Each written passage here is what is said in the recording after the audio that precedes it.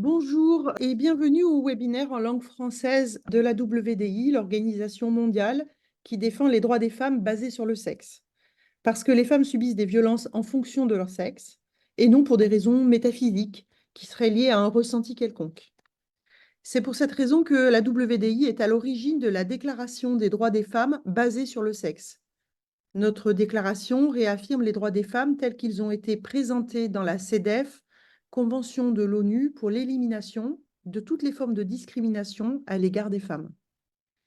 Notre déclaration compte déjà plus de 39 000 signataires et 541 organismes signataires à travers le monde, provenant de 160 pays, et ce chiffre augmente d'environ 200 signatures chaque semaine. Nous vous invitons à la signer à votre tour si ce n'est déjà fait. Vous allez pouvoir, pendant ce webinaire, poser vos questions dans l'application questions-réponses de Zoom. Aujourd'hui, on va s'intéresser à plusieurs des articles de notre déclaration qui se composent de 9 articles, comme vous avez pu le voir dans le générique. En particulier, l'article 1, bien sûr, qui réaffirme que les droits des femmes sont fondés sur le sexe biologique. L'article 2, qui réaffirme que la maternité est un statut exclusivement féminin. L'article 3 réaffirme les droits des femmes et des filles à l'intégrité physique et procréative. L'article 8 réaffirme la nécessité d'éradiquer la violence à l'égard des femmes. Et l'article 9 qui réaffirme le besoin de protection des droits de l'enfant.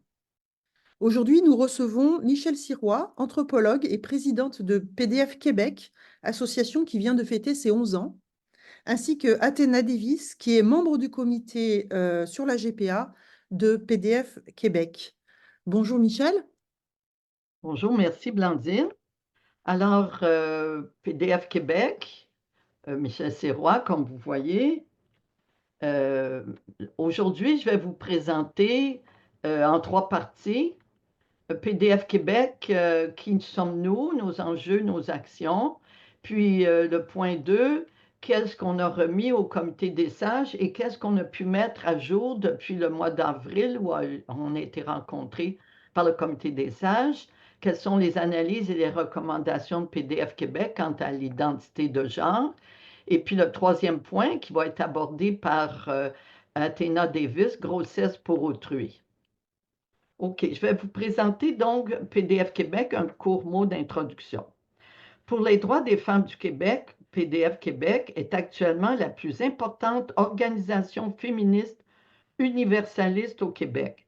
PDF Québec a été fondé en novembre 2013 avec plus de 125 membres fondatrices, dont 2 personnes transsexuelles qui faisaient partie des membres fondatrices.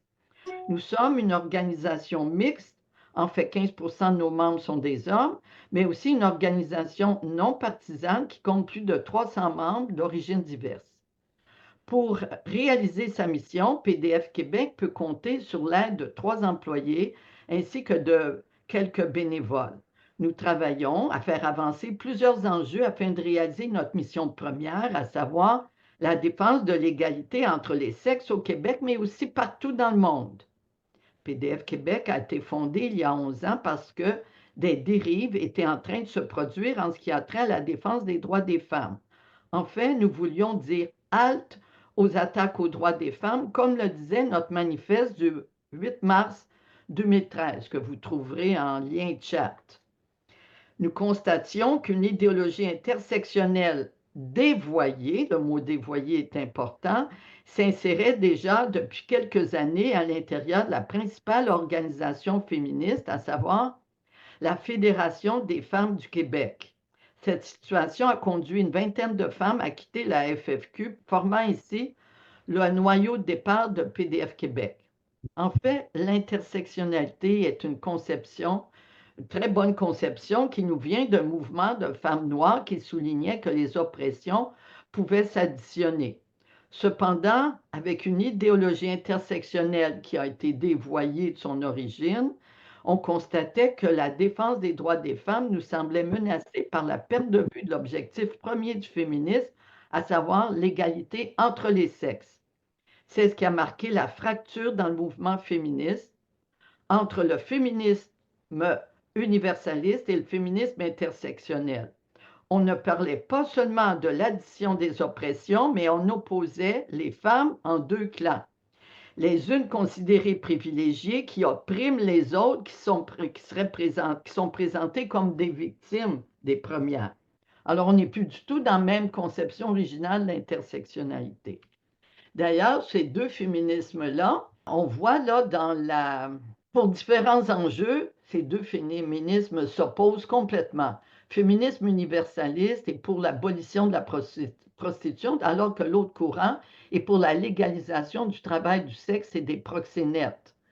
La laïcité de l'État et des institutions, on est pour la neutralité et la laïcité républicaine comme en France, que nous n'avons pas. Tandis que l'autre courant, c'est le libre choix de porter des signes religieux ou pas, y compris un niqab dans des garderies, et c'est plutôt une conception anglo-saxonne. Quant à l'identité de genre, nous sommes en faveur de maintenir le sexe biologique et la binarité des sexes comme concept, catégorie, alors que l'autre courant veut remplacer le mot identité sexe par le mot genre, auto-identification du genre. Et ça, on va y revenir, c'est un concept qui nous rend vulnérables, nous les femmes. Mère porteuse, la GPA, la grossesse pour autrui, nous sommes pour l'abolition de la GPA partout dans le monde, tandis que les autres veulent légaliser et encadrer la GPA. Et ça conduit la Fédération des femmes du Québec à élire un homme biologique qui s'auto-identifie comme femme à la tête, à la présidence, et puis il déclarait, ou elle déclarait, cette personne, la défense des personnes trans est un enjeu éminemment féministe. On peut avoir des désaccords ou en tout cas des différences d'idées là-dessus. Sur la laïcité, la loi 21, on est en pleine bataille sur cette loi de la laïcité de l'État. Elle est contestée et contournée.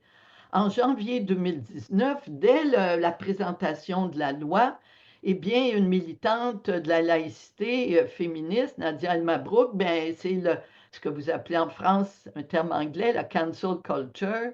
Eh bien, la simple présence, elle a été mise de côté. Et actuellement, on est en train de voir le scandale sur lequel on revient presque tous les jours depuis un mois. C'est qu'il y a une école qui a montré qu'il y avait de l'entrisme islamique dans l'école. Alors, et puis, professeur d'origine algérienne à l'école secondaire m'a témoigné toute l'intimidation autour de la loi 21 sur la laïcité. Et puis, les élèves qui ont cet entrisme islamiste ou islamique amènent même d'engager des professeurs voilés comme suppléantes alors que c'est contre la loi. La laïcité, pour nous, c'est une condition essentielle pour le féminisme universaliste, une condition essentielle pour l'égalité des femmes avec les hommes. Et nous menons notre bataille sur deux plans. D'abord, la bataille scolaire. On a fait mettre une fin aux cours éthiques et culture religieuse après 13 ans de bataille. Et ça a été remplacé par le cours Culture et citoyenneté québécoise en 2023. Et là, on va voir qu'il y a un volet éducation à la sexualité et il y a eu de l'entrisme des queers et des mouvements, l'idéologie, puis des mouvements trans qui sont rentrés et qui sont en train de changer un cours sur la science, entre autres, psychologique et autres, pour mettre des concepts militants à l'intérieur. Je vais y revenir. L'interdiction des signes religieux pour les professeurs et l'entrisme islamique, on le constate à l'école, tout spécialement depuis un mois. Ça fait la une des journaux pratiquement tous les jours. Et on voit même des fillettes voilées à l'école comme publicité dans les bibliothèques, l'heure du compte, et fillettes voilées. La bataille se fait aussi au niveau juridique. Défendre la loi 21 sur la laïcité depuis 2019, il a fallu aller en cour supérieure et notre avocate, Christiane Pelchat, qui fait ça pro bono, est l'ancienne présidente du Conseil du statut de la femme. Alors, 2019, ça a été la cour supérieure, on s'est rendu en cour d'appel et on a pratiquement gagné à 98% pour la loi 21 en cours d'appel. Puis là, ça va être contesté sous peu en Cour suprême. Et là, la bataille va être féroce. Et nous serons prêts, PDF Québec. PDF Québec, c'est un think tank féministe. Vous voyez le mot think tank qui a été pratiquement francisé, là, je crois, qui veut dire un réservoir d'idées. Ben oui, PDF Québec, depuis tout le début, a publié des livres, participé à des livres euh, pour les droits des femmes, un essai sur le cours éthique et culture religieuse, un chapitre de Nadia El Mabrouk et moi-même, Ventre à louer, un article de moi-même et Ghislaine Gendron, une particularité à défendre concernant les mères porteuses. On a également fait sur les mutilations génitales, sur l'identité de genre, ce que Réa Jean et moi, nous avons fait des chapitres sur tout l'enjeu de l'identité. Et puis également, Diane Guilbeault et moi, nous avons présenté un chapitre sur la réaction, la censure, une réaction au féminisme qui dérange. On dérangeait, on dérange encore, puis on va continuer à déranger. Les grossesses, je vais vous illustrer justement qu'est-ce que veut dire un think tank féministe. Grossesse pour autrui, on a produit 2 brochures. En 2017, l'enfantement pour autrui, esclavage des temps modernes, puis en 2023, sur le projet de loi 12 sur la légalisation et l'encadrement des mères porteuses. Ça, Athéna Davis va en parler dans la 3e partie. Elle va pouvoir approfondir et vous expliquer. Et vous allez retrouver les liens chat. Dans le chat, vous allez retrouver les liens pour ces brochures. Mais un think tank, vous voyez, dedans, ce n'est pas juste un réservoir d'idées, vous avez le mot tank. Le mot tank en veut dire un char d'assaut, ben c'est comme ça qu'on fait aussi. On est un tank qui va à contre-courant s'il faut pour défendre les droits des femmes et dans beaucoup de sujets. Alors, vous voyez qu'on n'a pas juste fait des brochures sur les mères porteuses, mais on a contesté la légalisation et l'encadrement dans une manifestation en 2022. Vous voyez la manifestation des Servantes écarlates. Merci à Siam qui nous a inspirés avec nos costumes. Et puis, j'interpelle le ministre de la Justice, ce qui a fait que nous avons été entendus l'année suivante en commission parlementaire. Donc, on est un tank et on dérange. Que voulez-vous? Et on va continuer de déranger, comme je vous ai dit.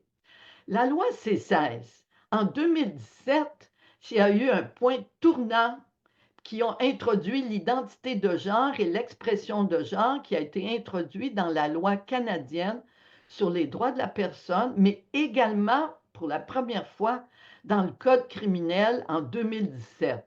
Ça veut dire qu'il y a un facteur aggravant que s'il y a des poursuites pour discours haineux, puis on sait qu'ils sont portés à considérer la transphobie sur beaucoup de choses, eh bien, ça va être un facteur aggravant depuis 2017. Il y a 2 seuls groupes féministes qui ont contesté ces 16 officiellement, entre autres au Sénat. Vous le voyez, les 2, on était Michel à droite, et puis à gauche, à droite, c'est-à-dire plutôt Diane Guilbeault, qui est décédée maintenant, qui est allée au Sénat contester. Puis il y avait aussi un organisme de Vancouver qui était attaqué depuis 2003, qui défendait contre l'insertion dans un centre pour viol d'accueil pour femmes violées. Eh bien, ils voulaient devenir des intervenants. Alors, depuis 2017, PDF Québec demande d'avoir accès à l'analyse comparative entre les sexes, l'ACS, mais on va à l'accès à la Commission d'accès à l'information et toujours c'est gardé secret. On ne veut pas nous l'envoyer. Et pourtant, Justin Trudeau, le premier ministre du Canada, a juré, a présenté ça au Sénat comme quoi il y en avait vraiment une, mais ils ne veulent pas la montrer. Top secret. Après ces 16, il y a eu des gros changements dans les institutions publiques. D'abord, il y avait, depuis 2015, il y avait Conditions féminines Canada. Bien, en 2018, on a changé ça pour le ministère Femmes et Égalité des genres. Et là, on voit ce que veut dire une intersectionnalité dévoyée. Alors, il n'y avait plus juste les femmes, il fallait voir eu égard au sexe, l'orientation sexuelle, l'identité, l'expression de genre. Et en plus, il fallait que le ministère fasse la promotion d'une compréhension entre sexe et genre avec la race, l'origine nationale ou ethnique, l'origine ethnique, autochtone, identité autochtone, l'âge, l'orientation sexuelle, les conditions socio-économiques, le lieu de résidence, les handicaps. Vous voyez, on noie les femmes continuellement maintenant Depuis C16, les femmes sont noyées en arrière du genre et de toute autre considération qu'on dit appliquer l'intersectionnalité. Mais les femmes sont camouflées. Deuxième point, Statistique Canada et le recensement 2021, pour la première fois, la catégorie genre, au lieu de sexe, est employée, puis on a des nouveaux concepts d'idéologie de queer. Analyse comparative entre les sexes, ben, l'ACS qu'on demande, ben, transformer en ACS+, puis on ne nous envoie pas en ACS. Alors, l'admission dans les prisons d'hommes biologiques qui s'identifient comme femmes, ben, justement, je vais présenter ces 16, puis je vais revenir sur la question des prisons. OK? Alors, le mandat du ministère de Femmes, Égalité, on va travailler le 6 enjeux, l'équité et la sécurité dans les sports. Deuxièmement, les espaces protégés qu'on veut conserver. Troisièmement, protéger les enfants et les adultes contre les transactivistes et les idéologies queer. Les traiter l'angoisse de sexuation pubertaire, je l'ai mis en guillemets parce que dans notre mémoire, on avait mis la dysphorie de genre, mais depuis le colloque de l'Observatoire de la petite sirène qui parle de l'angoisse de sexuation pubertaire, je considère et nous considérons que ce concept, il convient mieux que dysphorie de genre, donc je l'ai emprunté tout de suite. Sans nuire, donc, traiter ça, ce problème-là, sans nuire à la santé des adolescents. Cinquièmement, maintenir les femmes et la catégorie sexe dans le domaine du savoir et des lois. 6, contrer la censure des invitations, des financements, violences, etc. Alors, ce comité des sages, dès le 5 décembre 2023, on a été inquiète parce que dans leur communiqué, ils voulaient rassurer les personnes trans et non-binaires comme quoi il n'était pas question de faire reculer leurs droits et qu'ils étaient pour collaborer étroitement avec le Conseil québécois LGBT. Mais on n'a pas été rassurés parce que ce n'était pas dit que les femmes, les droits des femmes étaient pour pas reculer. Fait que là, on était inquiète, on leur a écrit, vous allez trouver dans le chat aussi le lien Internet. Mais les militants radicaux trans n'étaient pas satisfaits, pas encore. Il fallait que les 3 personnes, vous voyez les 3 dessins là, une femme et 2 hommes, il fallait que ce comité-là ait des personnes trans, et puis sans ça, ils l'ont appelé comité des teufs. Et puis, ils seront pas sages et vous voyez le point menaçant au-dessus du comité. Alors, la même chose à droite, l'image de droite, une femme avec une carabine ou un fusil, je vous dis que ce n'est pas nécessairement rassurant. OK? Alors, donc, ça dit le contexte dans lequel le comité des sages est en train d'étudier le problème. Premier point, donc, enjeu sur lequel on a travaillé au comité des sages, préserver l'équité et la sécurité dans les sports. Alors, les hommes biologiques qui deviennent trans ou encore les personnes identifiées femmes à la naissance, mais ayant un chromosome Y qui a induit une puberté masculine, ça a été, on l'a vu aux Jeux olympiques, voilà pourquoi on a ajusté notre brochure avec ce nouvel enjeu qui ressortait dans les médias. Et puis, ils ont d'avantages physiques certains. On le voit entre autres avec Iman Khelif qui a fait des débats vigoureux dans les médias sociaux. C'est inéquitable pour les femmes. Vous voyez, au niveau de la taille, on le voit bien, puis au niveau de la musculature, c'est patent. Et dans les sports de contact, ben, c'est des risques de blessures. On a juste à regarder la pauvre boxeuse hongroise. À droite, vous avez justement une annonce de notre document d'information, l'inclusion des personnes trans dans les sports féminins. Il a été mis à jour avec une annexe sur les personnes, les hommes identifiés femmes, donc qui ne sont pas trans. Et cette brochure ajustée en français, vous la trouvez dans le lien dans le chat. Et puis, elle a été traduite en anglais également. Bien, ces brochures ont été envoyées à plus de 330 membres du Parlement canadien par la poste. Alors, pour qu'ils puissent voir tout le débat qu'on a eu cet été, quoi en penser. Deuxième point, conserver les espaces intimes non mixtes. À droite, vous voyez l'idéologie queer. Quel est son objectif? Mettre fin à la binarité des sexes, entre autres, transformer les espaces séparés en espaces mixtes. Alors, cette photo a été prise à l'université, une université de Colombie-Britannique, où il proclamait que la toilette, les toilettes sont libérées de la binarité des sexes. Imaginez une manif, c'est devenu des toilettes mixtes.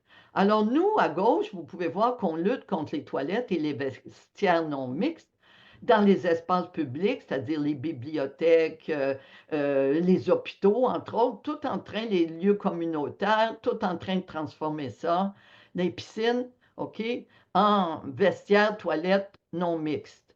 Les sports aussi, il y a des vestiaires entre autres, et les sports, donc non mixtes. Les milieux de travail, hein, dans des hôtels où les employés se changent et puis qu'arrive une personne trans, ça cause problème. Alors donc, on va demander que les syndicats commencent, si ce n'est pas déjà fait, à protéger les travailleuses femmes. OK. Les refuges aussi pour femmes non mixtes. Éviter le voyeurisme, il me semblait que ça avait l'aide élémentaire. Assurer la sécurité en diminuant les risques d'agression sexuelle. Alors tout ça, c'est permis, c'est important, mais il faut des espaces, les conserver non mixtes. Dans les prisons, après C16, il y a un bulletin politique qui a été mis le 27 décembre 2017, donc quelques mois après. Eh bien, les personnes qui ont changé leur identité de sexe, de genre plutôt, eh bien, ils avaient le choix de quel sexe les agentes ou correctionnelles pouvaient faire des fouilles à nu, prendre des échantillons d'urine, puis tout ça serait fait dans confidentialité pour que les prisonnières et les autres ne sachent pas qui arrive et qui peut être les menacer dans la prison pour femmes. D'ailleurs, il y a 2 semaines, apparaît un article de journal au Québec. Des fouilles à nu de personnes trans et non genrées causent des malaises à la prison Leclerc. En effet, des hommes trans qui se disent femmes ont demandé à être fouillés par des agentes femmes et se sont mis à adopter des comportements intimidants, sexuellement provoquants lors des fouilles à nu pour les mettre mal à l'aise. OK?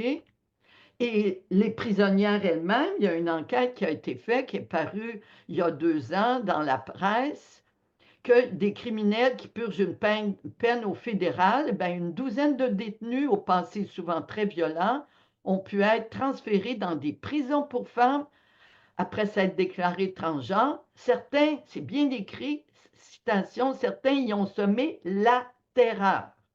Alors nous, les femmes, nous sommes opposées à ça. Troisième point, protéger les enfants et les adultes contre les transactivistes et les idéologies queer. En effet, dans les écoles, puis dans les médias ici, on voit des idéologies d'auto-identification. Alors, vous avez la licorne du genre qui se promène dans les écoles primaires et secondaires pour que les enfants, les jeunes à l'école s'auto-identifient. Et puis à droite, vous avez Arte en France, donc Arte FR, la personne ou le bonhomme gingembre. Vous voyez comment c'est amusant pour les enfants et puis les jeunes, puis c'est simple et expliqué. Vous pouvez choisir votre orientation, identité, expression, et puis il y a le sexe biologique, vous voyez, c'est bien restreint.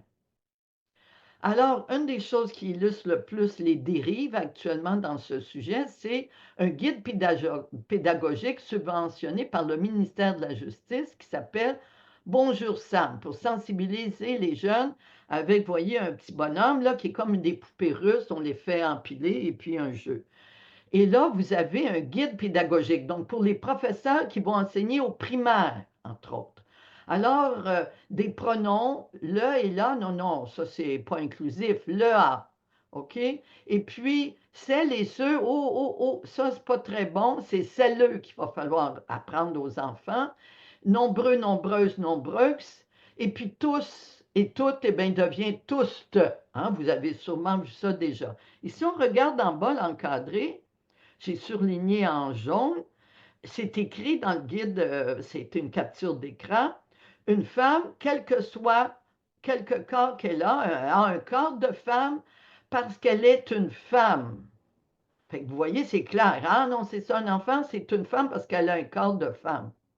OK, non, elle a un corps de femme, excusez-moi, c'est l'inverse.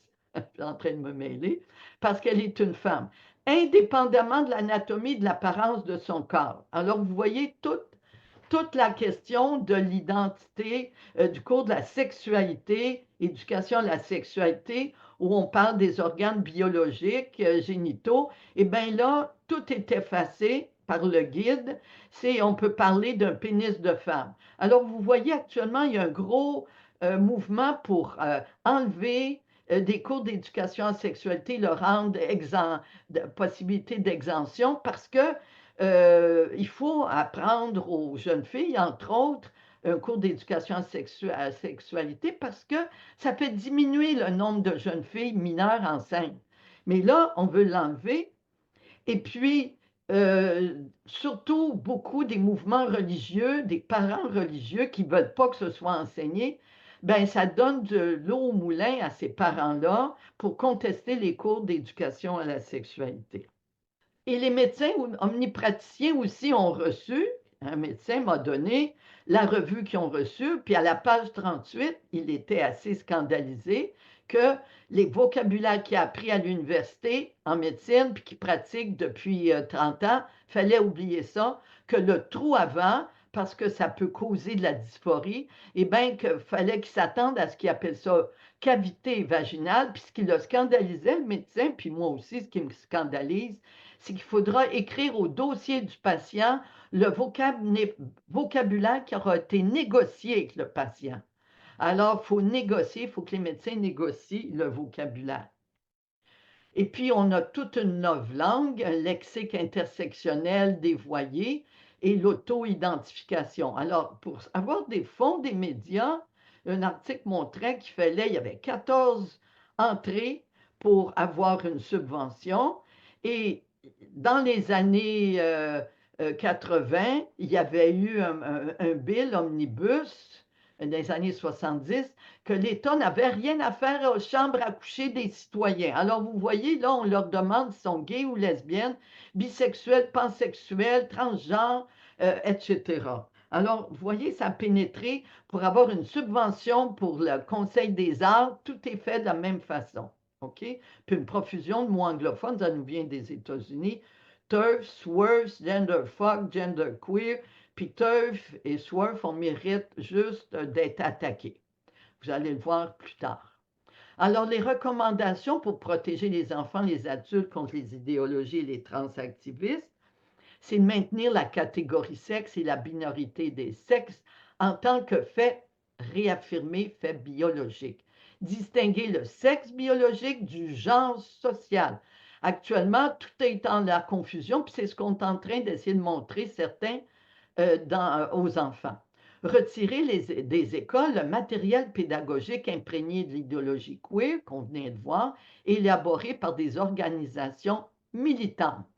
Offrir des contenus pédagogiques élaborés enfin par une perspective uniquement scientifique, lutter contre la novlangue un peu partout, et nous avons fait justement envoyer au mois de septembre, octobre, une lettre au service scolaire et contenant une boîte à outils pour informer les enseignants, les parents et les différents intervenants. Alors, vous allez trouver dans le chat également toutes les références à ce document-là. Quatrième point, traiter l'angoisse de sexuation pubertaire sans nuire à la santé des adolescents, puisque c'est les femmes et les jeunes filles qui nous intéressent ici actuellement. Alors, le recensement, écoutez, veut tout bouleverser. On bouleverse toutes les institutions. Regardez bien le recensement 2021, le premier gouvernement au monde qui fait un recensement avec les concepts queer. Un tiers d'1%. Nous, les femmes, on fait 50% de la population au moins.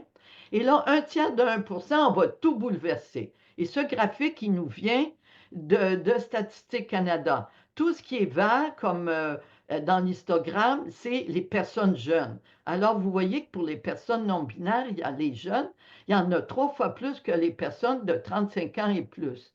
Et pour ce qui est des femmes transgenres qui ont déclaré être transgenres femmes, c'est-à-dire des garçons à la naissance, eh bien, c'est surtout des gens plus vieux. Tandis que quand on arrive à droite, et que ce sont des filles à la naissance, on voit tout particulièrement par Statistique Canada que ce sont des jeunes femmes, OK, et même jeunes filles. Nous avons lutté à PDF Québec, entre autres, dans toute la transition, c'est la chirurgie de réassignation sexuelle. L'amputation des seins est permise dès 16 ans, les chirurgies génitales au Québec permises dès 18 ans.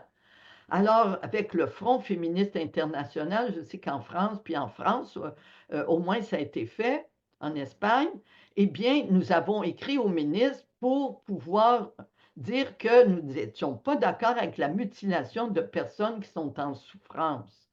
Alors, parce qu'il faut comprendre qu'au Québec, le cannabis est légal. Sauf au Québec, les jeunes ne peuvent pas en acheter avant 21 ans. On considère qu'ils ne sont pas encore assez matures. Mais ça peuvent se faire amputer les seins dès 16 ans, puis une chirurgie génitale depuis 18 ans, mais pas le cannabis avant 21 ans. Cherchez la logique.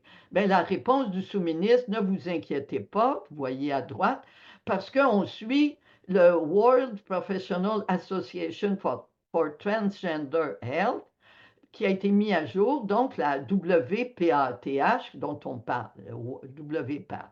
OK? Oups, j'ai fait le mauvais sens, excusez-moi. Donc, par rapport aux soins transaffirmatifs, la transition sociale, médicale à partir de 14 ans, sans besoin de l'accord des parents. Ça, c'est imité à partir du droit à l'avortement pour les jeunes filles à partir de 14 ans. Bien, on a harmonisé la même chose pour la transition sociale et médicale. La banalisation du danger des bloqueurs. Non, non, ne vous inquiétez pas, c'est juste en pause et puis c'est réversible. Bien là, ils s'aperçoivent que ce n'est pas réversible. La voix est haute, non, non. Et puis même des risques d'infertilité. Et un des moyens pour y arriver, c'est de faire peur aux parents avec la menace de suicide de leur enfant. OK? Les solutions pour nous, à PDF Québec, c'est informer à propos de la nocivité des traitements de l'approche militante, qui est plus militante que scientifique, puis diffuser le rapport CAS, puis les critiques de la WPAT. Informer les parents également, deuxième point, que la transition sociale des élèves trans ou non binaires à l'école. Et ça, c'est une grosse bataille. Il y a des gouvernements conservateurs, étiquetés droite, là, qui actuellement sont en train de me poser des lois ou des règlements. Mais nous, à PDF Québec, puis d'autres, nous ne sommes pas du tout, même s'ils veulent identifier qu'on est à la droite, on n'y est pas du tout. Mais c'est toute la question. Nous réclamons que les parents soient mis au courant de la transition sociale qui se fait à l'école. Troisièmement, faire cesser l'intimidation par le biais de plaintes aux ordres professionnels des sexologues et des psychologues à l'encontre des thérapeutes qui pratiquent non pas les soins transaffirmatifs, mais l'accompagnement vigilant. Et ça, c'est très dangereux. Aussitôt qu'un professionnel qui est d'accord avec nous, qui est dans cette idéologie-là, hein, qui pratique, eh bien, tout de suite, c'est des plaintes et puis c'est danger pour les thérapeutes. 5. Maintenir les femmes et la catégorie sexe dans le domaine du savoir et dans les lois. Vous voyez qu'en 2018, le ministère Conseil du Trésor disait que ça devait être exceptionnel de recueillir des renseignements relatifs au sexe biologique, juste pour la santé puis la démographie. Le restant, c'est le genre tout le temps. OK? Alors, actuellement, avec toute la bataille, entre autres, sur les toilettes, eh bien, à l'Assemblée nationale du Québec, il y a des députés qui ont essayé d'invisibiliser les femmes, puis enlever les femmes, puis parler de personnes qui portent les bébés. Alors, il est arrivé que le ministre de la Justice a présenté une motion le 20 avril 2023 pour dire ce que tout le monde sait, c'est que c'est les femmes qui accouchent, qui donnent naissance au bébé, et puis qu'on ne doit pas les invisibiliser les femmes dans le corpus législatif québécois. Vous voyez, tel quel. Et puis, personne ayant un vagin aussi, hein, une année après, dans un arrêt de la Cour suprême du Canada, Eh bien, on s'est mis une fois à parler à personne ayant un vagin. La ministre responsable de la condition féminine est allée dire il ne faut pas invisibiliser les femmes avec des termes ou des concepts qui nous mettent de côté. Point 6, mon dernier point avant de céder la parole à Athéna Davis, c'est contrer la censure et la désinvitation, la désinformation, le définancement et la violence. Regardez cet article, une tribune signée par 70 signataires de la revue Marianne, non à la soumission à l'idéologie transgenre, 5 femmes anthropologues bannies d'un colloque pour transphobie. C'est un colloque à Toronto, il y avait des femmes d'Angleterre, Espagne, États-Unis, Québec, ben c'était moi, anthropologue, et de l'Alberta au Canada. On a été bannis. Pourquoi? Parce qu'on voulait garder la binarité des sexes et le concept de sexe biologique, disant que c'était utile en anthropologie, qu'il ne fallait pas les effacer. Ben, c'est nous qui avons été effacés pour cause de transphobie telle qu'elle qui a été affichée. Alors, il y a aussi, on a la censure, la désinvitation, désinformation. Au Québec et en France. Au Québec, Réagent, déjà en 2016, faisait annuler une conférence et encore, elle devait donner une conférence dans un collège du Québec.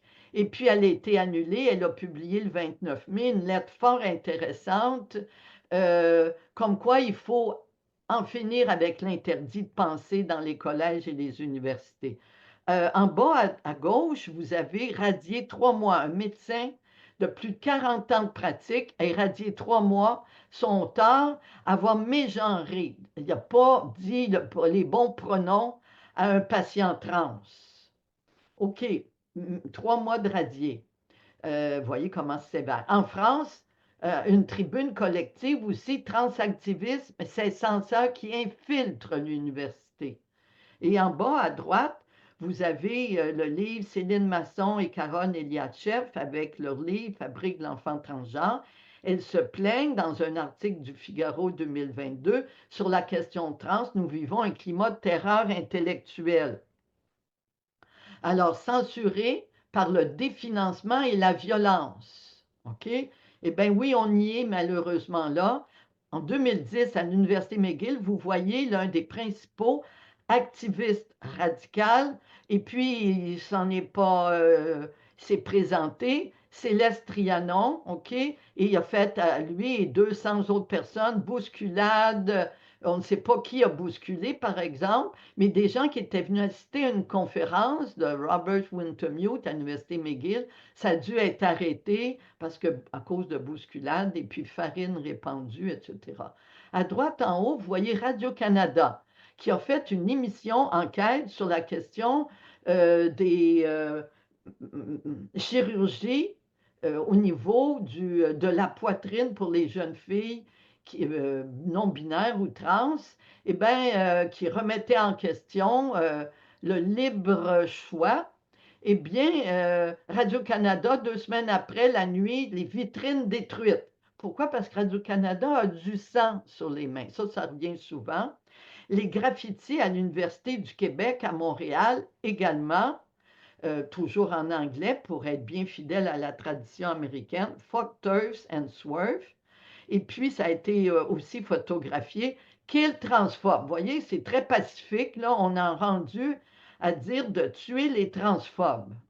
Alors, et vous voyez à droite, PDF Québec, un article qu'on a écrit qui va se retrouver dans le chat aussi, où on décrit qu'il faut définancer PDF Québec des mois de temps, nous couper notre financement parce que nous serions racistes, des blanches qui s'occupent juste des blanches et qui également, qu'est-ce qu'on est aussi? Les blanches, racistes, et puis qu'il faut transphobe, bien sûr. Alors, ils ont monté des syndicats, entre autres, pour s'attaquer à PDF Québec et comme on est moins publié qu'on l'était avant dans les journaux, les médias traditionnels, ben, il y a un média, puis des fois il y a des revues qui nous publient également, mais on demande des syndicats qui disent on publiera plus des milliers de dollars coupés de financement parce que ils publient des articles de PDF Québec. Alors, vous voyez, on est devenu quasiment le groupe féministe ennemi numéro un. Alors, donc, ça, c'est de la vraie transmission violente actuellement. OK? Donc, il faut faire face sur beaucoup de sujets, comme vous avez vu, un ensemble de sujets. Alors, je vais passer la parole à Athéna, qui va vous parler de la grossesse pour autrui. Alors, j'arrête mon partage pour lui laisser la parole. À toi, Athéna. Alors, bonjour à toutes. Donc, mon rôle, je suis, comme Michel disait, membre du comité GPA de PDF Québec. Pour vous signaler que PDF Québec fait partie de la CIAMS, la Coalition internationale pour l'abolition de la maternité de substitution, qui est une organisation internationale dont plusieurs d'entre vous, je pense, font partie, qui regroupe 40 associations de 14 différents pays. Et la CIAMS, son objectif, c'est de faire adopter des législations et des politiques publiques qui visent évidemment l'abolition de la maternité de substitution. Voilà. Donc, au Québec, ce qui s'est passé, c'est qu'on a vraiment vécu un changement radical de paradigme en 30 ans. En 1994, les développements, les technologies de reproduction in vitro sont en train de se développer.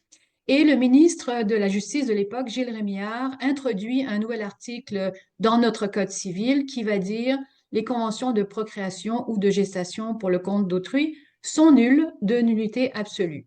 Il va expliquer cette loi très clairement en disant, vous avez sa citation, ce que nous voulons faire respecter comme principe, c'est qu'on ne peut pas vendre son corps pour la gestation, pour faire un enfant. Donc, très, très clair sur ce point-là. En 2002, on renforce encore 541 et on va écrire toute convention par laquelle une femme s'engage à procréer ou à porter un enfant pour le compte d'autrui est nulle, de nullité absolue. Maintenant, en 2021, on assiste au changement radical de paradigme. Il y a une première tentative d'introduire la GPA, qu'on appelle donc la grossesse pour autrui au Québec. On n'aime pas le mot gestation. Et comme l'acronyme GPA ne pouvait être changé parce qu'il existait dans la tête de tout le monde, on a tout simplement changé gestation pour grossesse. Cette première tentative, vous voyez les photos de la manifestation, n'a pas abouti parce qu'en fait, le gouvernement a scindé son projet de loi en deux et a remis la GPA à un autre projet de loi. C'est arrivé en 2023, nous avons la loi 12 et cette fois-ci, de manière assez habile, malheureusement, le gouvernement est arrivé à ses fins, notamment en regroupant deux projets ensemble. Et ça a eu pour effet de cacher la GPA derrière un écran médiatique émotif parce que le deuxième projet avait pour but de déchoir la filiation d'un homme qui avait violé une femme. Elle était tombée enceinte, elle avait décidé de garder l'enfant. L'homme était en prison et il réclamait des droits parentaux. Et ça avait créé beaucoup d'émotions au Québec et le ministre de la Justice avait dit non, non, non, on va protéger la femme et on va déchoir la filiation de l'homme. Donc, c'est la seule chose dont on parlait quasiment dans les médias, mais en réalité, c'était une toute petite partie de la loi et la plus grosse partie de la loi, c'était l'introduction de la grossesse pour autrui. Donc, à PDF Québec, nous avons déposé un mémoire en commission parlementaire. Je vous donne à peu près les principales recommandations. D'abord, écrire dans la loi que le droit d'obtenir un enfant n'existe pas. C'est un peu bizarre de le dire comme ça. Il semblerait que c'est normal, mais nous avons tenu à le faire parce qu'effectivement, la GPA, c'est quant à nous carrément le droit d'obtenir un enfant. Deuxièmement, comme le gouvernement disait vouloir empêcher toute commercialisation de la GPA, nous avons proposé de prendre une série de mesures qui seraient réellement contraignantes. D'abord, condamner sans équivoque toute forme de commercialisation de la pratique de la GPA, qu'on définit comme la production d'un enfant en contrepartie de tout avantage, de quelque nature que ce soit. Ça n'a pas besoin d'être en espèces, mais de tout avantage que ce soit. Ensuite, la création de règlements précis, par exemple, qu'on n'ait pas du tout le droit d'acheter des gamètes, ce qui se fait malheureusement régulièrement ici. et la création de sanctions pénales, criminelles à l'encontre de toute organisation coupable d'enfreindre ces principes. Et par exemple, les agences on devrait retirer le permis d'exercer des agences. C'est un peu ce qui s'est passé, on l'a constaté en Italie. Malheureusement pour nous, femmes de gauche, on aurait aimé que ce soit des gouvernements centre-gauche qui fassent passer ce genre de loi. On se fait toujours taxer de fascistes et de personnes à droite à cause de ça, mais voilà, la réalité est là. Il n'y a que l'Italie à date dans le monde qui est vraiment allé jusqu'aux sanctions pénales criminelles. Ensuite, dans nos recommandations, nous ne pouvions pas demander l'abrogation totale, enfin l'abolition totale de la GPA. C'était pas stratégique, mais on s'est dit qu'on voulait renforcer l'article 541 qui existait déjà et qui restreignait énormément déjà le nombre de grossesses pour autrui. Alors, il pouvait être renforcé en ajoutant que toute grossesse pour autrui doit être faite dans l'intérêt de l'enfant, puisque dans le Code civil de québécois, les adoptions doivent être faites dans l'intérêt de l'enfant, donc on a utilisé ce précédent pour la GPA. Nous avons également proposé que la GPA soit totalement interdite aux personnes ayant des antécédents criminels, tout comme l'adoption. C'est assez facile à vérifier les antécédents criminels des commanditaires. Nous avons demandé que les femmes qui considèrent la possibilité de faire une GPA devaient avoir accès à l'information précise qui ne soit pas donnée par des professionnels reliés aux agences. Donc, à la fois sur les risques médicaux, les risques psychologiques et les conséquences du choc d'abandon pour l'enfant, ce qui est un peu l'angle mort de la GPA parce qu'on parle énormément des conséquences possiblement négatives pour la femme, pour la mère porteuse, mais beaucoup plus rarement des conséquences négatives pour l'enfant, puisqu'il est présumé que cet enfant va être aimé par un couple ou une personne riche, etc., etc., et que cet enfant aura une bonne vie.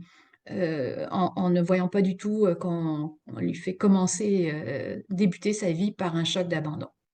Et une partie de la discussion, justement, on voulait qu'elle puisse porter sur la possibilité que les commanditaires ne prennent pas l'enfant, afin que la femme se prépare vraiment à cette éventualité, se dise, OK, si j'enfante un enfant, il n'y a pas de client, les commanditaires sont pas là, qu'est-ce que je fais? Donc, on voulait qu'elle y réfléchisse. On a également recommandé d'adopter un moratoire sur toute autre disposition législative sur la GPA, donc autre que celle qui renforcerait l'article 541, parce qu'on avait vraiment l'impression qu'il fallait étudier, par exemple, l'industrie de la GPA dans le monde. Il faut que je vous dise que le projet de loi a été élaboré sur recommandation d'un rapport d'un comité qui a travaillé sur le sujet pendant quelque temps.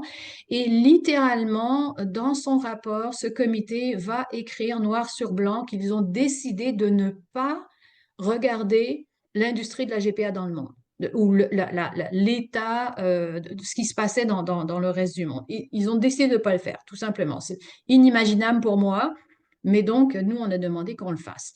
Évidemment, on voulait qu'on étudie les dérives criminelles de la GPA, les enjeux éthiques, les enjeux sociaux pour les femmes, pour les enfants, les recommandations d'organisations et d'experts pour les droits des femmes, pour les droits des enfants, etc. Il y a toute une série de critères qu'on voulait regarder. Nous voulions également dire que toute proposition législative devait faire l'objet d'une analyse différenciée selon le sexe, parfois appelée une analyse comparative selon le sexe, qui est normalement la politique du gouvernement du Québec. Le gouvernement du Québec est supposé faire ça pour toutes ses propositions législatives. Et à notre connaissance, il ne l'a absolument pas fait pour la loi 12. Et finalement, donc, nous avons demandé au gouvernement canadien de ne pas valider les principes de la Convention de la Haye avant d'avoir fait, évidemment, toutes ces études. La recommandation finale, c'est de faciliter, parce que pour répondre aux désirs d'enfants, c'était de faciliter l'accès à l'adoption d'enfants, donc que ce soit au Québec ou à l'international, notamment pour les personnes seules et les couples de même sexe qui ont, on le sait, des difficultés à adopter des enfants dans le monde. Et alors, nous avons donné un exemple. Par exemple, nous voulions que le gouvernement canadien et les gouvernements concernés examinent la possibilité de proposer l'adoption de bébés qui ont été créés par GPA dans le monde et ensuite rejetés par leurs commanditaires. Ils se trouvent dans des orphelinats. On sait que la situation est assez grave en Ukraine, par exemple. Ces bébés ont été abandonnés, ces enfants, à la fois par leurs commanditaires et leur mère.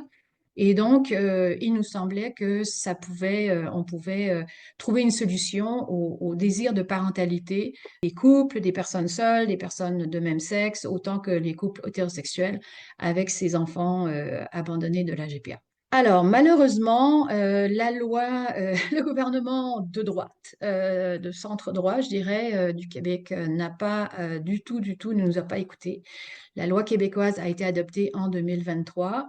En gros, je vous ai mis les dispositions générales. Donc, il y a eu d'abord modification dans notre Code civil du principe de filiation pour tout le monde, tous les enfants, toutes les familles québécoises, pas juste la GPA. La filiation est définie maintenant soit par l'acte de naissance, soit par la possession de l'enfant. C'est absolument extraordinaire. Donc, depuis la naissance et pendant 12 mois, quiconque possède un enfant deviendrait le parent de cet enfant. Le gouvernement a abrogé purement et simplement l'article 541, malheureusement, pour le remplacer par tout un chapitre qui décrit la possibilité pour des personnes de faire un projet parental incluant l'utilisation d'une femme ou d'une personne porteuse pour porter l'enfant. Donc, vous remarquerez, ça c'est l'autre lubie donc, sur le genre de ce gouvernement-là, tout au long de ce chapitre, c'est toujours marqué la femme ou la personne porteuse, la femme ou la personne porteuse, comme si ce n'était pas toujours des femmes. Alors, pour ce qui est des commanditaires, la seule condition pour eux, c'est qu'ils aient une adresse au Québec, au pluriel ou singulier, et une adresse au Québec depuis 12 mois, ce qui est assez inquiétant parce qu'on sait que c'est assez facile d'avoir une adresse de complaisance au Québec. Pour la mère ou la personne porteuse, les conditions sont les suivantes. Il y en a deux. Elle doit avoir 21 ans minimum et doit habiter au Canada, dans une des 7 provinces du Canada. C'est la seule bonne nouvelle, je dirais, de cette loi.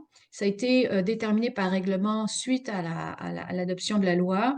En fait, il y a tout un chapitre qui parle de la mère porteuse habitant hors Québec. Nous étions extrêmement inquiètes. Nous avons fait savoir que nous étions extrêmement inquiètes d'avoir des mères porteuses en Ouganda, au Kenya, en Colombie, au Mexique, etc. Mais suite à l'adoption de la loi, par règlement, le gouvernement a décidé que les mères porteuses ne pouvaient habiter qu'au Canada, donc dans 7 provinces qui sont désignées par règlement. Cette loi prévoit la signature d'une convention notariée et dans la convention notariée, la mère ou la mère porteuse renonce à l'avance, donc même avant la conception, renonce à sa filiation.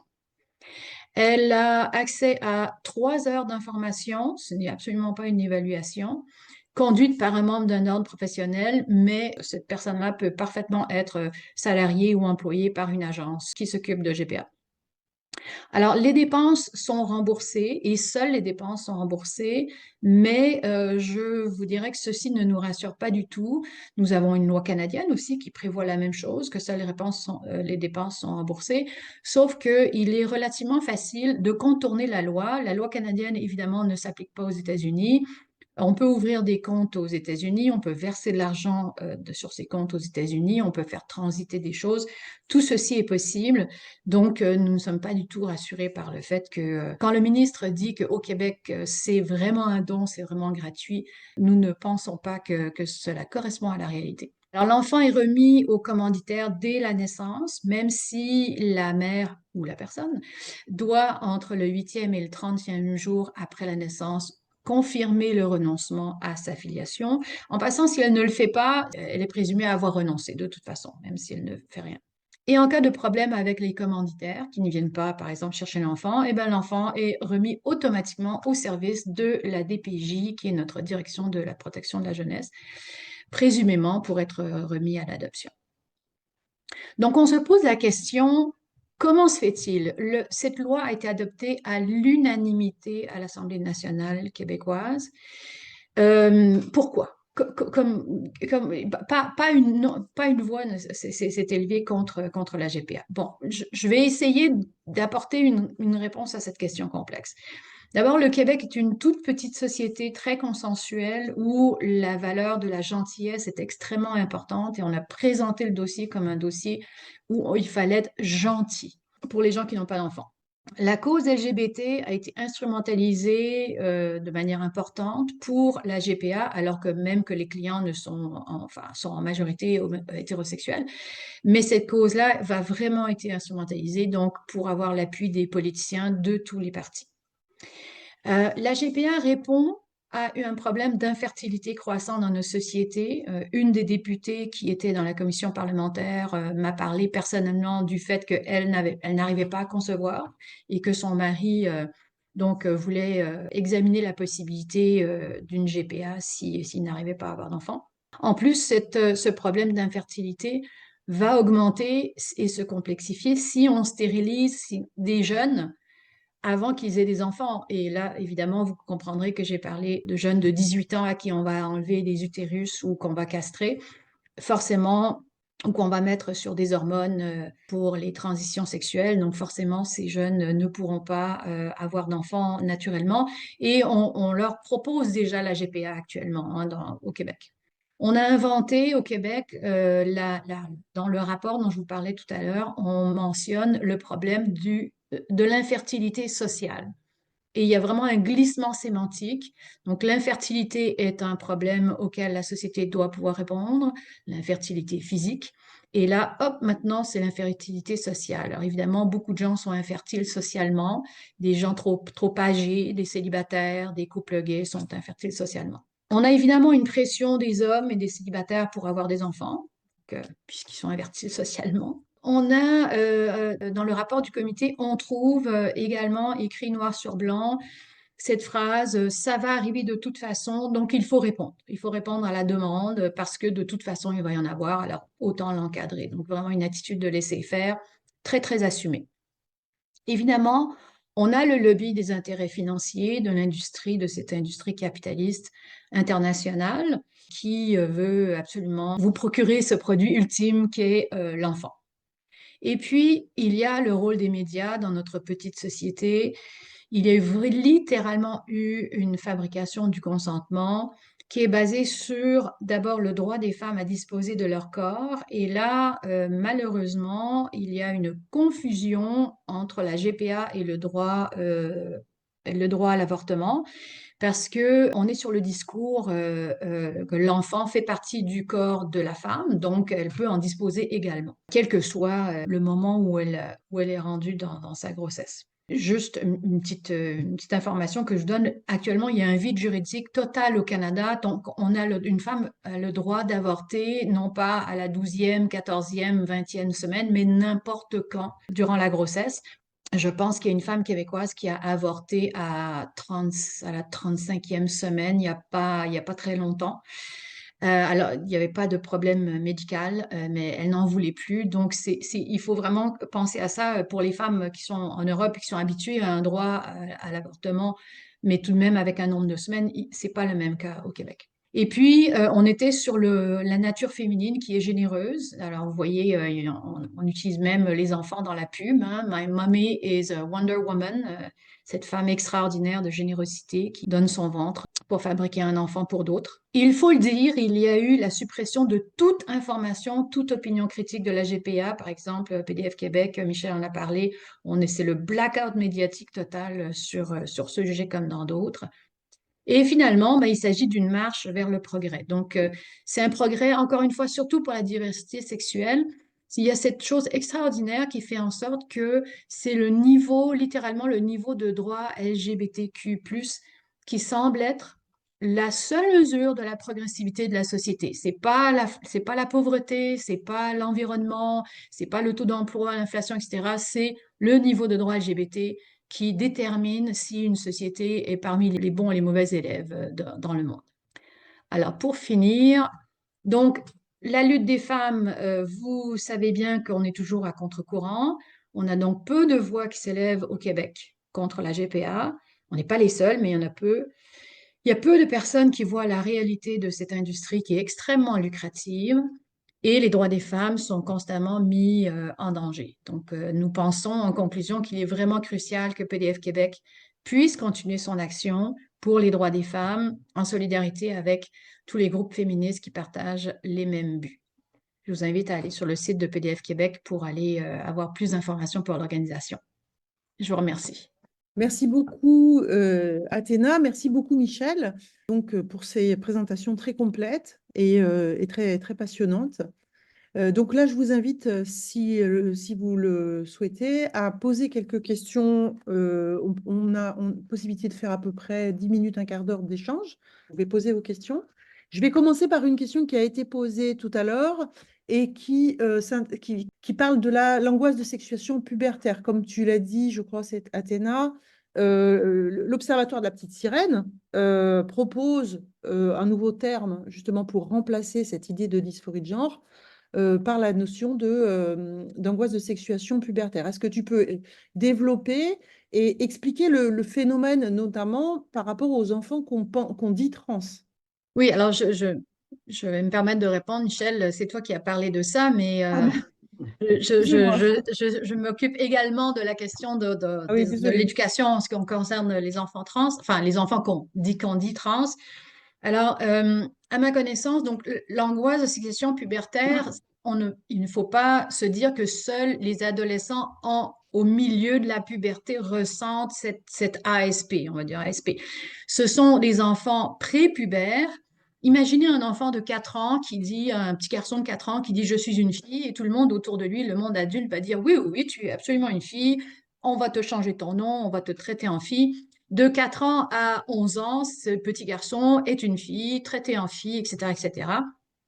À 11 ans, il est absolument paniqué, mais paniqué par l'idée que il va rentrer en puberté et il va avoir une puberté qui est, quant à lui, contraire à son sexe. Donc, l'angoisse, elle est ressentie par des enfants prépubères. La question, c'était qu'en est-il des enfants prépubères? Donc, l'angoisse est ressentie, elle peut être ressentie en plein milieu de la puberté, mais elle peut aussi être ressentie par des enfants prépubères.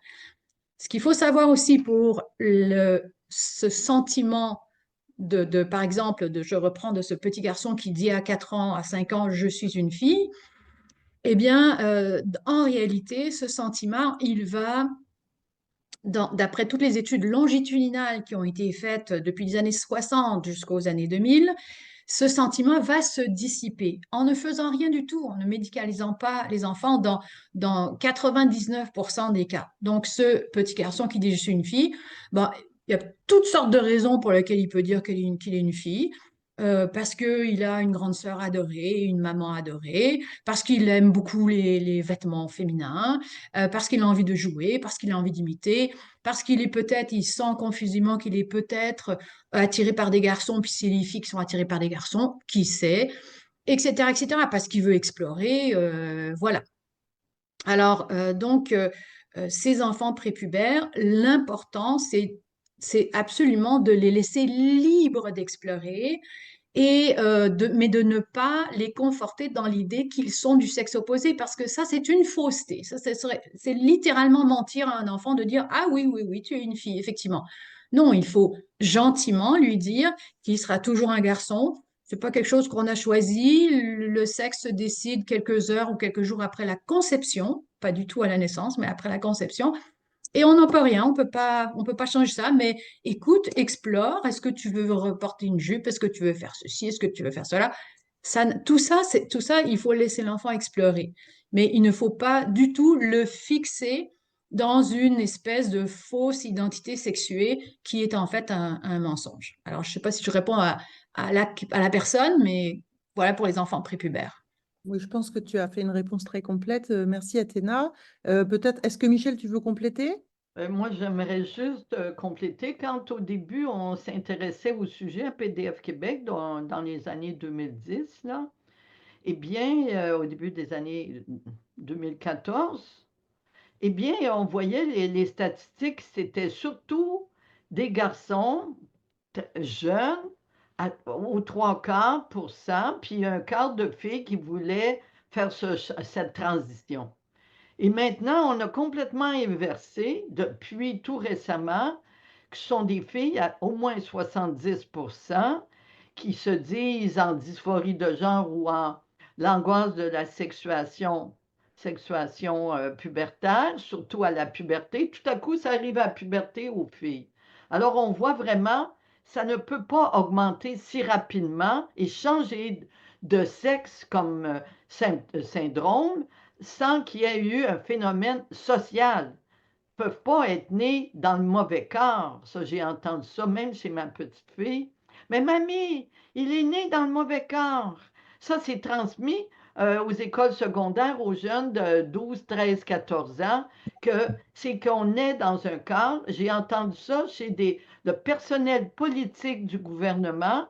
Ça se peut qu'il y ait des gens qui sont nés dans le mauvais corps. Donc, tout est entretenu pour faire accroire. Alors, vous voyez, avec la licorne du genre dont j'ai parlé, le bonhomme gingembre, eh bien, c'est quelque chose, ou Sam, là, bonjour Sam, c'est quelque chose qui vraiment met qu'on peut changer de sexe, alors qu'on ne change pas de sexe. Puis que les enfants, il faut qu'ils comprennent que c'est un déterminisme biologique mais que c'est ouvert les femmes, nous, les féministes, on s'est battus contre les stéréotypes. Et maintenant, les stéréotypes sont mis comme un indice que tu as un syndrome, tu es né dans le mauvais corps. Fait que si un enfant aime jouer, un petit garçon aime le rose, puis aime mettre une jupe ou jouer avec des poupées, ça y est, hein? Il est né dans le mauvais corps. Non, il est né dans le bon corps avec le bon cerveau. C'est qu'on est en train de revenir sur des acquis qu'on avait, qu'il n'y a pas un cerveau de fille et un cerveau de garçon. On a son propre cerveau, OK?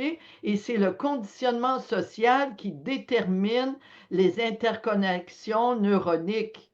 Alors, on lutte, on doit continuer à lutter contre les stéréotypes et non pas attendre qu'il y ait des drag queens et autres sujets qui disent qu'on peut s'habiller, oui, on peut s'habiller comme on veut, mais sans que ce soit euh, un acte militant, ce que c'est actuellement un acte militant. Donc, amener les enfants comme on voulait, et c'est dans les buts du ministère de l'Éducation, enlever les stéréotypes. Le Conseil du statut de la femme aussi a publié des choses pour qu'on enlève les stéréotypes.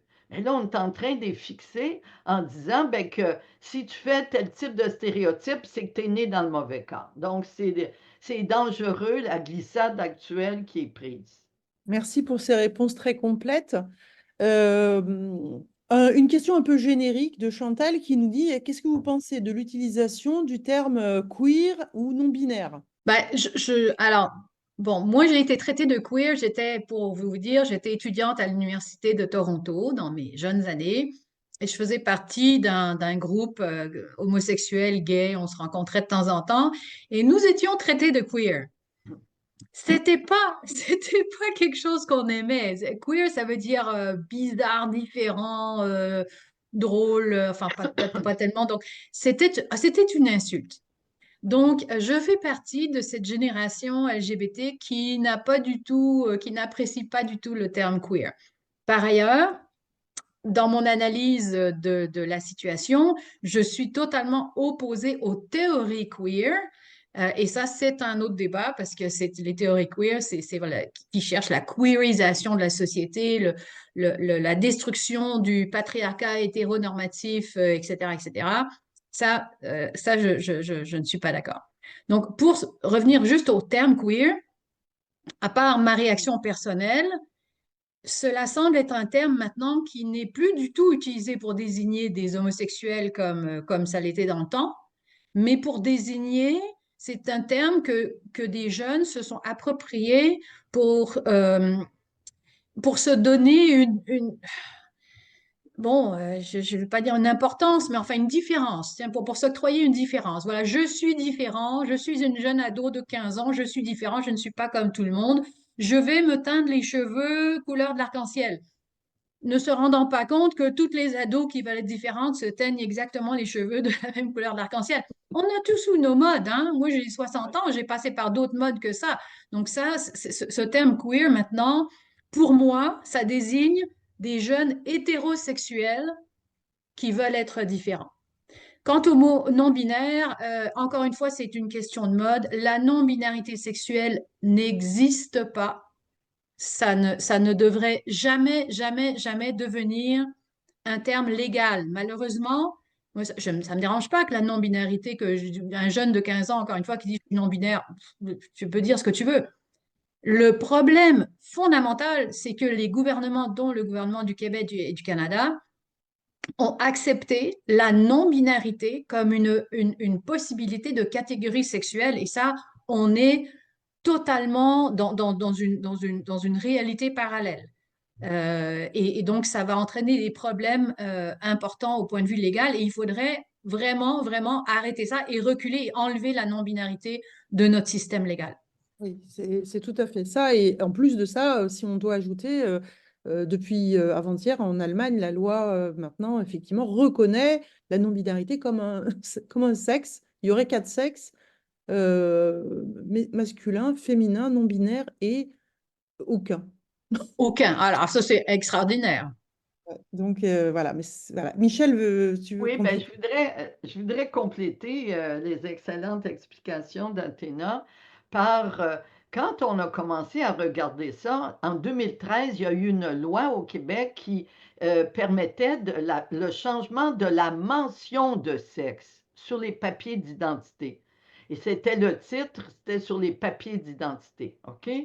Alors, il y avait un des mémoires, c'était le mémoire du Conseil québécois des gays et des lesbiennes. Et là, 2015, ça disait que pour la mention, tu n'es plus obligé de te faire opérer comme avant. Tu peux changer. Et ça a glissé, devenir une auto-identification au Québec au printemps 2015. Mais sur les règlements, le même mémoire qui avait été présenté du Conseil québécois des gays et des lesbiennes, eh bien, il est devenu exactement les mêmes pages. Ils ont changé la page titre. Et là, on voyait tous les lobbies qui étaient à l'intérieur. Et ça s'appelait maintenant le Conseil québécois LGBT. Puis après, ils ont rajouté Q et autres. Et après avoir dit, on veut avoir un changement, on ne veut plus être mutilé, mettons, on ne veut plus être obligé d'être opéré, des chirurgies de réassignation, ils ont demandé que ce soit la mention de sexe sur les papiers d'identité. Mais après, c'était rendu, il va falloir que vous affirmiez que c'est devenu une femme. Moi, je me suis fait harceler à une rencontre, une réunion. 10 fois, on m'a posé la question, 10 fois de suite. OK? Et de plus en plus agressivement, je ne répondais pas. Est-ce que les femmes trans sont de vraies femmes? Est-ce que les femmes trans sont de vraies femmes? Donc, il faut, après avoir dit on change la mention de sexe sur les papiers, il faut que ça devienne des vraies femmes. Et là, la non-binarité s'est mise aussi avec ça. Alors, tu avais le choix d'être non-binaire et là, vous avez toute une série. Et le recensement canadien a donné l'élément de sexe assigné à la naissance. D'où ça nous vient, ça, un sexe assigné à la naissance ou aucun sexe qui n'est pas assigné? Ben, c'est que pour les personnes qui naissent, c'est une fraction de 1% qui naissent avec des parties génitales ambiguës. Eh bien, il y a des fois qu'on assigne un sexe, OK? Alors, cette expression-là qui était valable, mettons, pour un petit nombre de personnes, même pas 1%, eh bien, maintenant, ce n'est plus qu'on constate un sexe.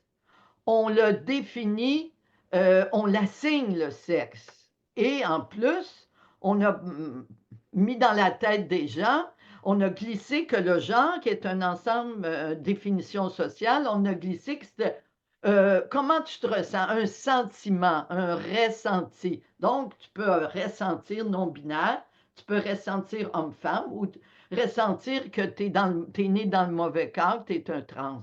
Fait que vous voyez, il y a une évolution selon les lobbies trans les plus actifs qui ont changé la donne et les journaux, puis les politiciens, les gouvernements, les élus ont glissé là-dedans parce que ça demande beaucoup de courage pour affronter un tel lever de bouclier qui te fait dire que tu es fasciste, puis etc., comme a mentionné Athéna. OK? Merci. tous ces beaux qualificatifs qu'on nous attribue à chaque fois qu'on ose dire qu'une femme, ça ne se choisit pas. Être une femme, ça ne se choisit pas. Encore, j'ai une question sur la GPA, donc sur la question des capitaux, en fait, la question de la profitabilité de cette industrie, qui est sans doute une des raisons pour lesquelles bah, ça avance, hein, bien sûr. Et aussi, d'ailleurs, par rapport à la question de la rétribution des mères porteuses, qui sont donc qui seraient finalement les seules à ne pas être rémunérées dans le processus, finalement. Alors, quant à la rétribution des mères porteuses, je vais commencer par le deuxième. C'est un argument qui est utilisé pour les pro-GPA, hein, de dire il faut absolument encadrer le processus pour qu'elles puissent être remboursées pour toutes leurs dépenses, qu'elles puissent en retirer quelque chose, etc. Donc, il faut faire attention à ça. Moi, je suis pas du tout pour une rétribution, puisque je suis contre le principe même d'avoir de pouvoir louer son corps, disposer d'un enfant et être en fait dans la majorité, presque la totalité des cas, exploité pour ce faire. Hein. Donc, c'est pas du tout. Alors, mais pour ce qui est de la profitabilité, oui, je vais vous inviter, si vous ne l'avez pas vu, parce que j'ai déjà fait une présentation sur la GPA pour un webinaire de la SIAMS.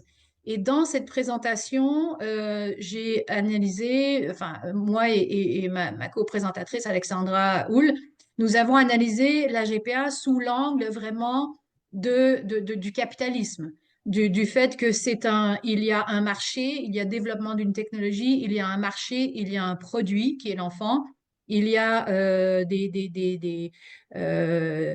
des travailleuses qui sont les mères porteuses, il y a des pourvoyeuses de VUL, et il y a effectivement énormément d'argent à la clé dans ce marché-là. Donc, en quelque sorte, c'était une analyse, bon, la GPA, comme on dit au Québec, c'est une business comme les autres. Et j'ai développé, enfin, Alexandra et moi, on a développé cet argumentaire-là. Donc, je ne veux pas refaire un autre webinaire de 20 minutes. Je vous invite à aller voir le webinaire de la SIAM sur le sujet sur ce sujet-là, du capitalisme, de tout ça. Oui, je crois qu'on est en train d'arriver au bout de notre webinaire, puisqu'on a épuisé les questions.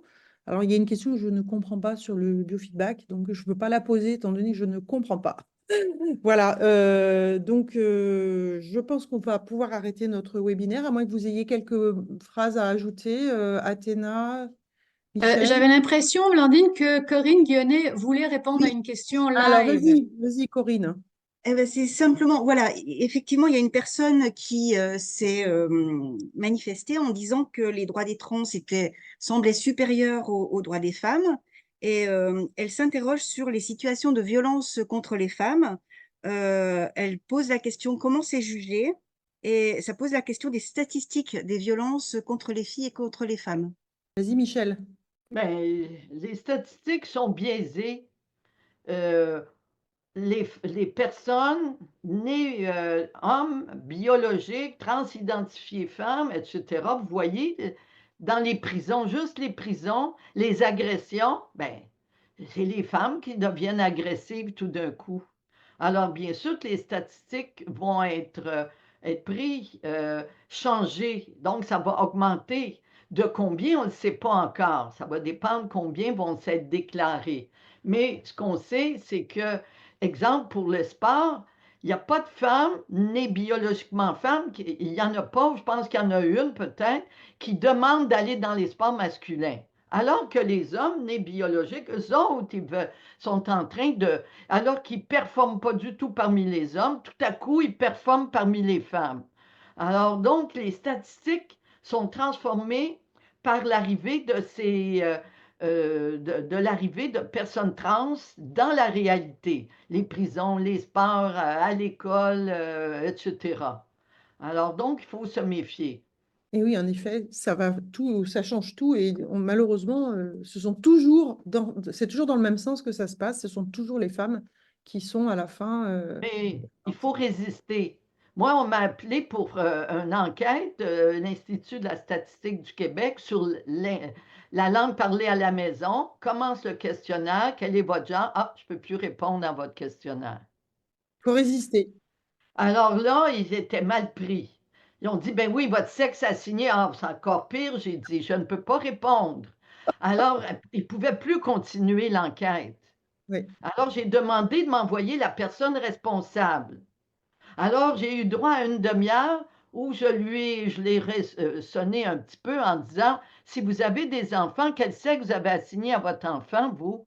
Bien là, elle était obligée de réaliser qu'assigner et constater, c'était deux concepts. Donc, j'ai fait œuvre pédagogique pendant une demi-heure. Mais ça demande résister au questionnaire, résister à l'école comme professeur, des professeurs au cégep qui sont actuellement pas dans la ligne de l'idéologie queer et qui se font faire des plaintes par des élèves ou des plaintes par d'autres collègues. Donc, ça demande du courage de résister actuellement parce que c'est une vague qui, un vrai petit tsunami, comme malheureusement il est arrivé, pas un tsunami, mais arrivé une tempête d'eau, là, comme en Espagne, c'est qu'à un moment donné, tu es envahi autour de toi complètement et avec de l'agressivité aussi. Et ceux qui peuvent le moins résister, c'est les jeunes enfants à l'école.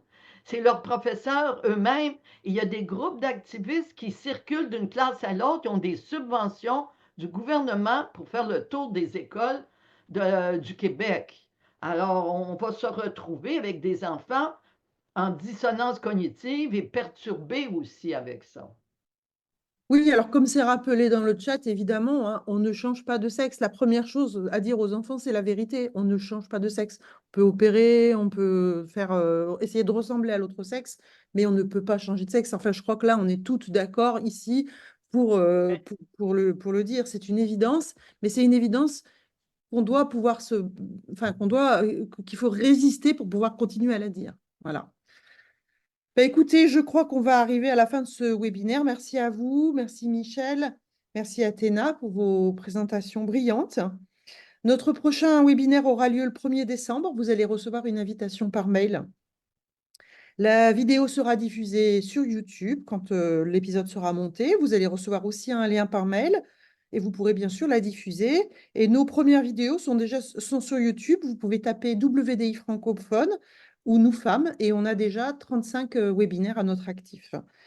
Je vous rappelle que vous pouvez signer et faire signer et partager la Déclaration des droits des femmes basée sur le sexe sur le site WDI, womensdeclaration.com, tout attaché. Vous pouvez également adhérer à WDI France, Nous Femmes sur Hello Asso, et si vous avez la malchance d'être un homme, vous pouvez aussi contribuer financièrement à notre association. Et je vous dis à dans un mois. Merci, au revoir et merci à toutes. Merci beaucoup. Au revoir.